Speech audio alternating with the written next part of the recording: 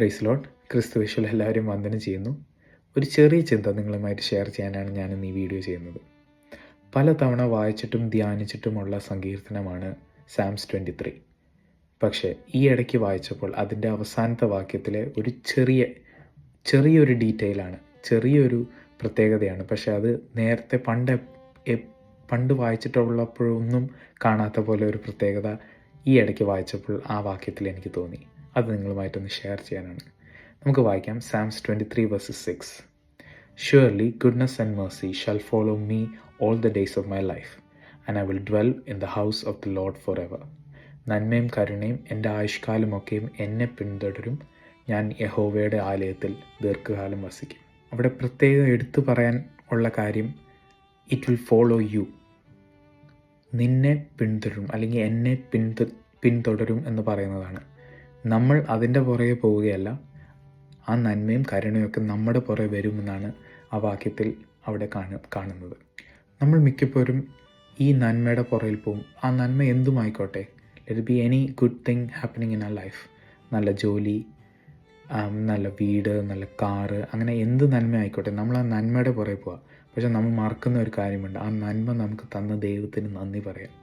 നമ്മൾ പലപ്പോഴും മറക്കും ആ നന്മ എവിടുന്ന് വന്നു, ആ നന്മ വരാനുള്ള കാരണം, ആ ദൈവം ചെയ്ത ദൈവത്തിൻ്റെ വഴികൾ, ദൈവത്തിൻ്റെ കൃപ, കരുണ, അത് നമ്മൾ മറന്ന് ആ നന്മയുടെ പുറകെ നമ്മൾ പോകും.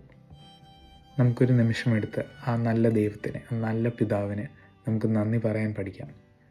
ആ തന്ന നന്മയ്ക്കായി, ആ തന്ന നന്മ എന്തുകൊണ്ട് വന്നു? ആ ദൈവത്തിൻ്റെ കൃപയും കരുണയും ഒന്ന് മാത്രം.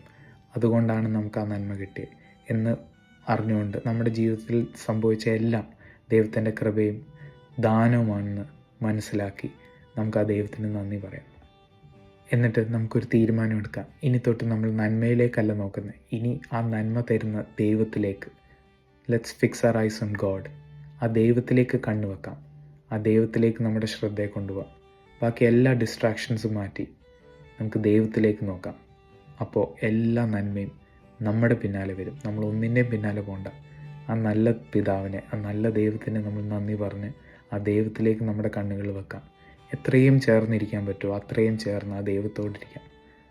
അപ്പോൾ all goodness will follow us, it will come after us. നമ്മളത് വിശ്വസിക്കാൻ പഠിക്കണം. ആ നല്ല അപ്പന്, സ്വർഗത്തിലെ നല്ല അപ്പന് നമുക്കെല്ലാം തക്ക സമയത്ത്, നമ്മൾ വിചാരിക്കും ചിലപ്പം ഈ സമയത്ത് ഇത് കിട്ടാത്തത് എന്തുകൊണ്ട് കിട്ടിയില്ല, എന്തുകൊണ്ട് കിട്ടിയായിരുന്നെങ്കിൽ നല്ലതായിരുന്നു എന്നൊക്കെ നമ്മൾ വിചാരിക്കും. പക്ഷേ നമ്മുടെ അപ്പനറിയാം തക്ക സമയം എപ്പോഴാണ്. When is the right time and he will give it to you at the right time. Whatever you need, എല്ലാ പ്രൊവിഷനും ദൈവം തക്ക സമയത്ത് ദൈവം ഒരുക്കും. ആ വാക്യം അവസാനിക്കുന്നത് and I will dwell in the house of the Lord forever. For a short period of time എന്നല്ല, ഫോർ എവർ, എന്നേക്കും. ആ എന്നേക്കും എവിടെയാണ് നമ്മൾ നിൽക്കുന്നത്? In the house of the Lord. ഇതിലും നല്ലൊരു സ്ഥലം വേറെ എന്തുണ്ട്? To be in the presence of the Lord 24/7, 365 days, all the days of our lives.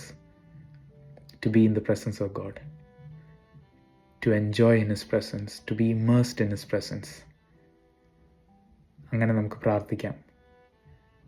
ദൈവത്തോട് കൂടെ ചേർന്നിരുന്ന് നമ്മുടെ കണ്ണുകൾ ദൈവത്തിലേക്ക് മാത്രം നോക്കി നമ്മുടെ പുറകെ വരും. എല്ലാ നന്മയും കരുണയും ഒക്കെ നമ്മുടെ പുറകെ വരും. നമ്മൾ ഒന്നിൻ്റെയും പുറകെ പോകണ്ട. തക്ക സമയത്ത്, അത് പയ്യല്ല വരുന്നത്, പെട്ടെന്ന് വരും. പെട്ടെന്ന് ദൈവത്തിൻ്റെ തക്ക സമയത്ത് അത് വരും. May God bless you by these words.